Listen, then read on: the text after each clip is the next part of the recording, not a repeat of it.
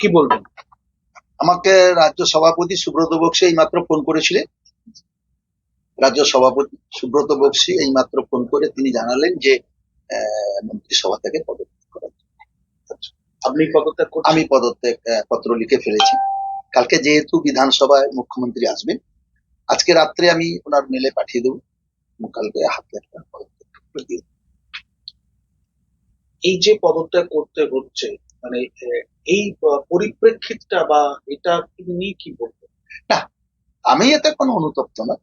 আমি কালকে যেটা ফিশারি ফরেস্টের আধিকারিককে বলেছি, সেই কথাটা উত্তেজনায় বসে বলেছি, তার জন্য আমি অনুতপ্ত। কিন্তু আমি পদত্যাগ করছি, আমি কোনো অনুতপ্ত না। কারণ আমি মানুষের জন্য লড়াই করতে গিয়ে হয়তো কোথাও ভুল করে ফেলেছি, কিন্তু লড়াই আমার জারি থাকবে।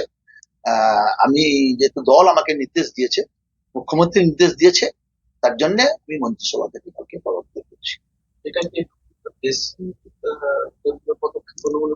না, তা জানি না, সেটা দল সিদ্ধান্ত নিয়েছে।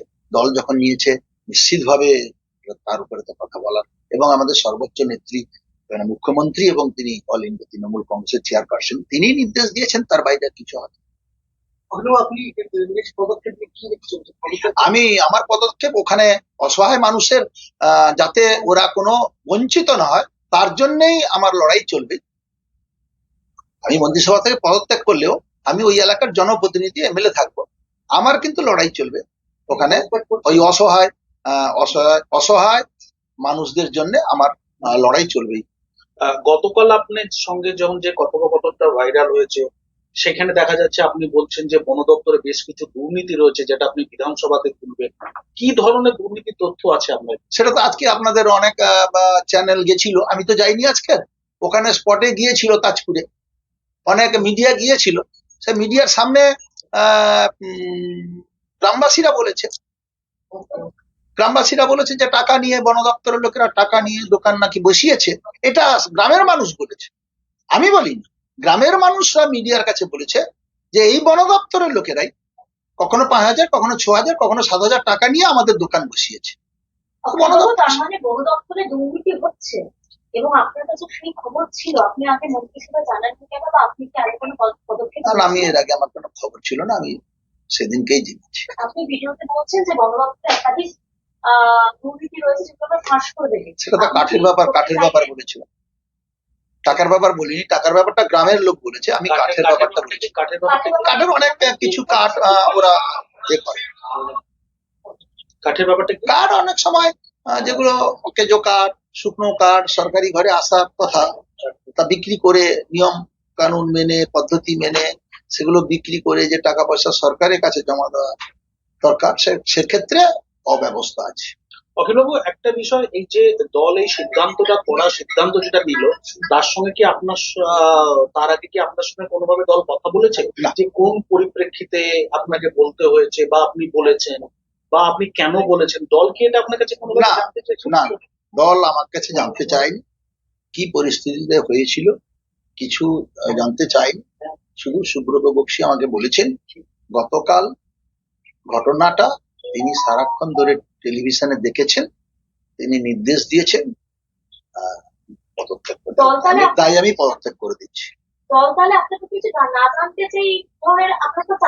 আমি সে ব্যাপারে আমি কোনো মন্তব্য করব না। আমাদের সর্বোচ্চ নেত্রী যেটা নেবেন সেটা, সেই নির্দেশটাই আমাদের কাছে বহাল থাকবে। না, আমার কাছে না না না আমার কাছে কি অপশন ছিল? কিছুই অপশন ছিল না। না, এই কথা বলা না।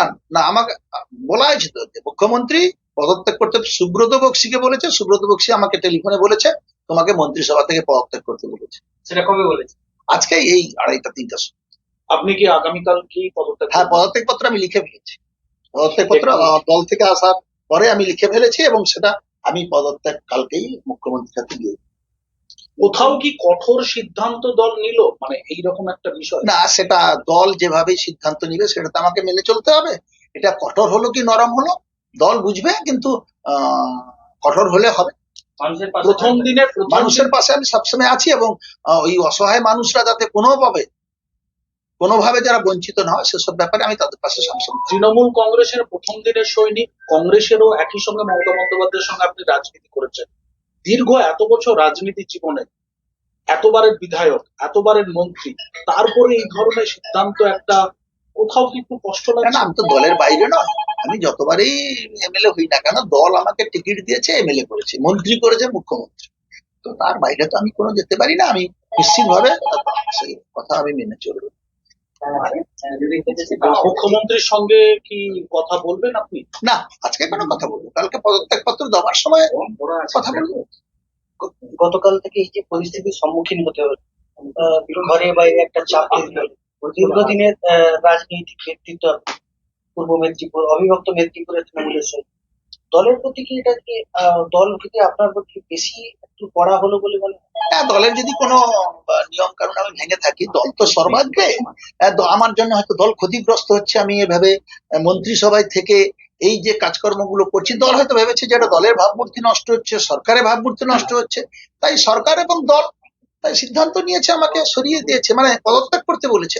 তার জন্য তো এটা আমাকে মেনে চলা উচিত। বাবু বন দপ্তরের যে দুর্নীতির কথা আপনি বলছেন